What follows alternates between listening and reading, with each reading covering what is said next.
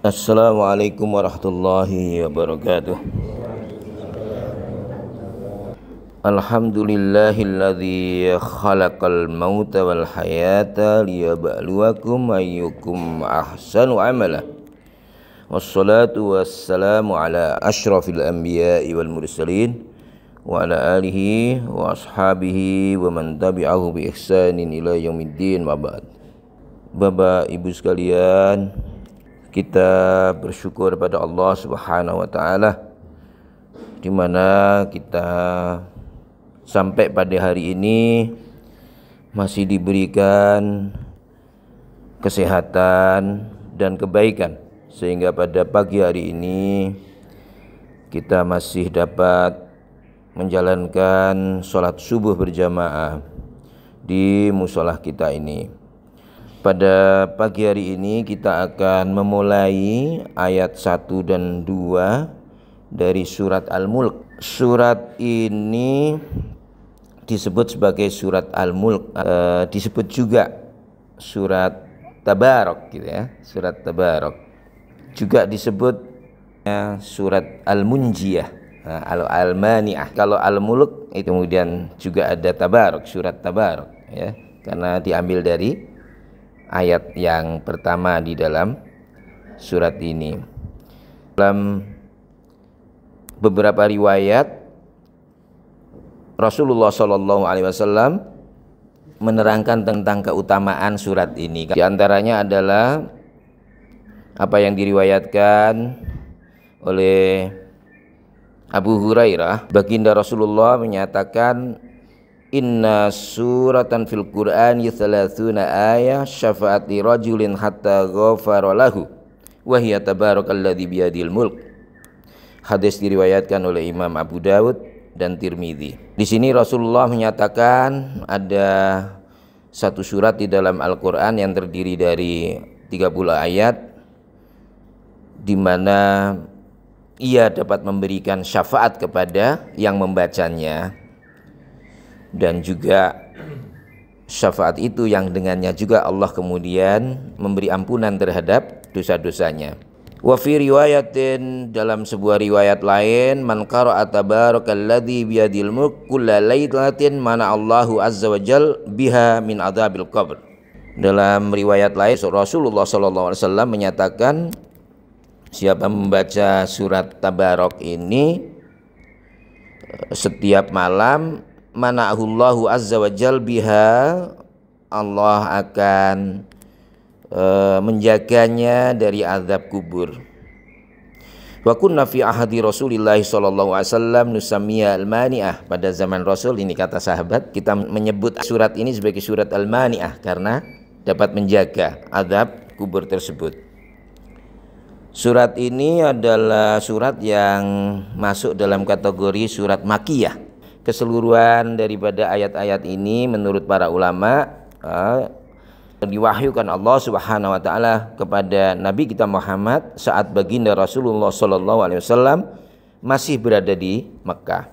Sifat daripada surat atau ayat-ayat yang turun di periode Makkah itu lebih menekankan kepada pentingnya keimanan, penekanan terhadap tauhid, mengesahkan Allah, dan janji-janji Allah ya, terutama adalah tentang neraka dan bagaimana menghindarinya, dan tentang surga bagaimana untuk menggapainya.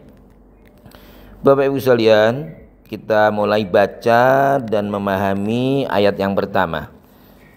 Bismillahirrahmanirrahim. Tabarakalladzi biyadihil mulk wa huwa ala kulli syai'in qadir. Maha melimpah kebajikan, Allah yang menguasai segala kerajaan dan Dia maha kuasa atas segala sesuatu.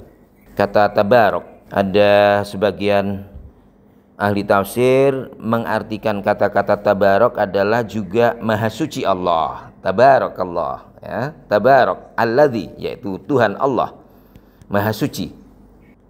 Kalau maha suci itu artinya subhanallah, subhanakallah, engkau wahai Allah yang maha suci. Tentu berbeda kata sebagian ahli dan kebanyakan ahli tafsir bahwa kata tabarok berlainan, di mana lebih kepada dalam bahasa Indonesia adalah maha melimpah kebajikan. Barokah, barokah. Biasa orang Arab kalau ketemu sesama yang lain dan mendoakan biasa mubarak alaik, ya, mubarak. Selamat, ucapan selamatnya dengan mengatakan mubarak alaik. Ada yang biasa lebih singkat lagi, mabruk alaik, selamat untuk Anda, gitu ya. Mabruk alaik. Yang artinya dalam bahasa Indonesia berkaitan erat dengan kata-kata barokah. Barokah, setiap rizki diberikan Allah, kita selalu berdoa semoga berberkah supaya maknanya dan manfaatnya lebih melimpah. Maka disebutkan di sini maha melimpah ruah kebajikannya. Sehingga dalam tradisi Indonesia ada namanya berkat. Ketika kita kenduri kemudian membawa berkat. Nah, ini kata-kata berkat itu, ya, itu diambil dari barokah. Di sini adalah menyatakan bahwa Allah itu memiliki berbagai berkah, yang kita harapkan semoga berkah itu diberikan kepada kita. Alladzi biyadihil mulku, dia yang di tangannya kerajaan. Kata-kata yadun, yadun itu artinya tangan. Dulu orang-orang salaf itu salaf soleh, yaitu para ulama awal pada zaman Rasulullah Shallallahu Alaihi Wasallam, para sahabat, kemudian ulama-ulama setelah para sahabat, ke tabiin. Tabiin atau pengikut para sahabat, muridnya para sahabat, itu generasi setelah para sahabat. Mereka ini tidak berani untuk mengartikan sesuatu yang tidak sesuai apa yang dalam makna bahasa Arab. Tabarakalladzi biyadihi, melimpah kebajikan dia yang di tangannya. Yadun diartikan, yadun dalam bahasa Arab artinya tangan. Cuma kemudian Imam Malik itu salah seorang dari pendiri mazhab, ya kita artikan itu termasuk salaf soleh, ya yadun berarti artinya yad dalam pemahaman kita di dalam bahasa Arab, tapi hanya Allah yang mengetahui bagaimana ia, ya. Ulama generasi berikutnya memberikan takwil atau penterjemahan, ya, karena kita tidak boleh menyekutukan Allah dengan menggambarkan Allah sebagai seperti manusia yang memiliki tangan, maka kemudian mereka menerjemahkan dan menafsirkan kata yad bagi Allah adalah kekuasaan, kekuasaan Allah. Yadullah fauqa aidihim, tangan Allah di atas tangan mereka. Yadun di sini adalah kekuasaan Allah, kekuasaan Allah di atas kekuasaan dan kemampuan orang-orang lain, ya. Alladzi biyadihi, yaitu yang menguasai segala kerajaan. Al-mulk itu kerajaan, kerajaan dunia dan akhirat. Rabbul alamin, ya, Tuhan sekalian alam, alam jin, alam manusia, ya, alam malaikat, dan alam raya ini. Demikian juga alam kemudian disebut al-mulk. Sehingga Allah menggunakan kata-kata yadun di sini untuk menggambarkan kepada kita Allah maha menguasai, Allah dapat mengelola semua ciptaannya, dan Allah yang mengatur semua yang ada di kerajaan. Al-mulku ini karena Allah yang mencipta sekaligus memelihara dan mengaturnya dengan berbagai aturan. Aturan Allah itu ada dua.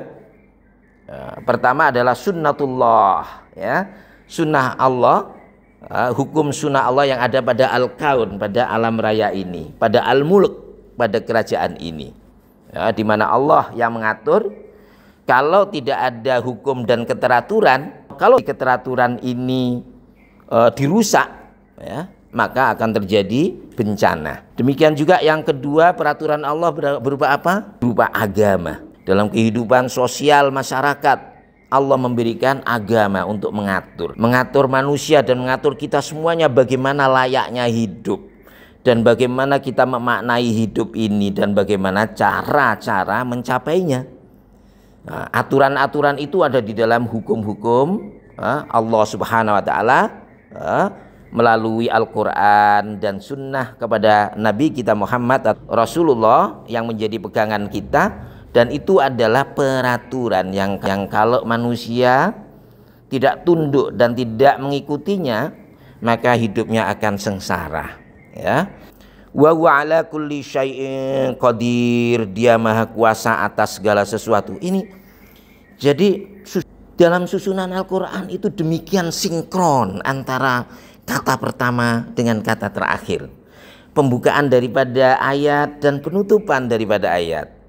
Ketika Allah mengatakan bahwa di tangannya semua kerajaan bumi dan langit, kerajaan dunia dan akhirat, ya, ditutup ayat ini, ya, wa huwa ala kulli syai'in qadir, ya, maha kuasa atas segala sesuatu, ya, atas segala sesuatu, menguasai atas semua yang ada di dalam kerajaan tersebut.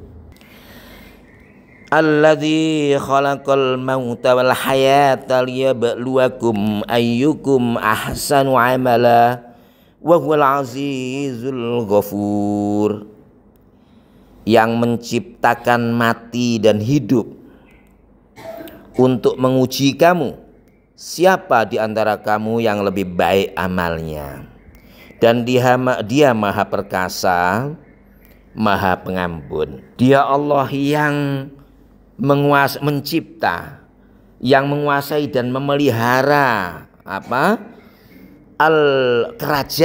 kerajaan langit dan bumi tersebut. Dia adalah juga dengan demikian, ya, yang menciptakan mati dan hidup untuk semua makhluknya, tidak hanya manusia, ya, semua makhluknya. Terutama adalah untuk manusia, di mana dinyatakan di dalam ayat ini untuk menguji kamu, ya, liyabluwakum ayyukum ahsanu amala, siapa di antara kamu yang lebih baik amalnya.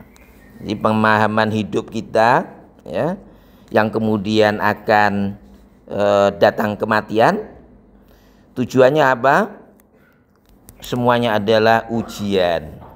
Dalam ayat ini dinyatakan ujian. Dalam ayat lain, wa nabluwakum bisyarri wal khair, Allah itu menguji kita semuanya dan manusia di atas muka bumi ini, ya, dengan yang baik-baik maupun sebaliknya dengan yang buruk.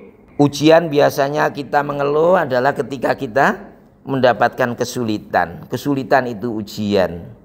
Kita diuji untuk diri kita, kita diuji karena istri kita sakit, kita diuji karena anak-anak kita sedang kesulitan, kita diuji diputus kerjaan di saat kita membutuhkan, kecelakaan di antara keluarga ada yang meninggal dan sebagainya. Itu semuanya ujian-ujian yang kita rasakan sebagai hal yang negatif. Bagaimana apa yang dinyatakan di dalam ayat ini, bahwa hidup secara keseluruhan adalah ujian dari Allah. Maka selain kesulitan yang merupakan ujian yang diberikan oleh Allah, tetapi juga bisyari wal khair, ujian tidak hanya berupa hal-hal yang sedemikian rupa, bahkan kemudian kebaikan, ya, yang kita terima dari Allah adalah juga ujian. Kenikmatan kita rasakan adalah juga ujian dari Allah. Kalau Nabi Sulaiman ketika mendapatkan nikmat, dia kemudian mengatakan liyabluwani ashkuru am akfur, untuk mengujiku dengan kekayaan yang demikian berlimpah dan ilmu yang demikian banyak yang diberikan kepada Nabi Sulaiman. Nabi Sulaiman menyadari bahwa itu adalah juga ujian. Adakah aku bisa bersyukur kepada Allah atau tidak? Demikian juga kita, apa yang kita rasakan dari berbagai nikmat yang diberikan kepada Allah pada kita adalah juga merupakan ujian. Mulai dari pekerjaan yang mapan, mampu berhaji, berumroh, mampu membangun rumah dan lain sebagainya. Ujiannya adalah apa? Dari kekayaan, cara bersyukur ini, ya. Menurut para ulama, saya hanya menyampaikan, saya tidak menasihati, ya. Pertama adalah apa? Memahami dan tidak sombong bahwa kekayaan itu bukan hasil pribadi kita, tapi itu adalah memang anugerah dari Allah. Jangan sampai kemudian kita masuk dalam kategori apa yang disebut kufrun ni'mah, kufur terhadap nikmat. Kafir atau kufur terhadap nikmat itu apa? Sombong bahwa dia merasa bahwa kekayaan yang diberi atas usahanya sendiri, ya, usahanya sendiri. Wah, tidak, itu adalah dari Allah. Yang kedua adalah sesuai dengan ajaran dan syariat Allah, betul-betul memanfaatkannya secara baik dan tidak untuk merusak alam semesta dan sekitar kita. Dan justru yang diminta adalah kemudian kewajiban mengeluarkan pertama adalah zakat, ya. Kemudian setelah itu sedekah dan bantuan-bantuan yang lain yang bisa kita berikan kepada orang yang membutuhkan, ya. Wa huwal azizul ghafur, dan dia maha perkasa, maha pengampun. Allah itu maha perkasa mendatangkan kematian hari ini, kapan saja. Allah maha perkasa untuk apa? Menghancurkan kembali seperti yang dulu tidak ada menjadi ada kehidupan kita di dunia ini. Tapi pada saat yang sama juga maha pengampun. Allah itu maha pengampun. Semua yang pernah berbuat dosa, mohon ampun sekarang. Istighfar, setiap kita sholat kita mengatakan astagfirullahaladzim. Astagfirullahaladzim itu artinya apa? Mohon ampunan. Semua orang bersalah dan telah melakukan dosa, ya. Tapi Allah maha pengampun. Berdoa dan mohon ampun pada Allah, Allah akan mengampuni, ya. Dan Bapak Ibu sekalian, kita cukupkan dengan bacaan hamdalah. Alhamdulillahirabbil alamin. Wassalamualaikum warahmatullahi wabarakatuh.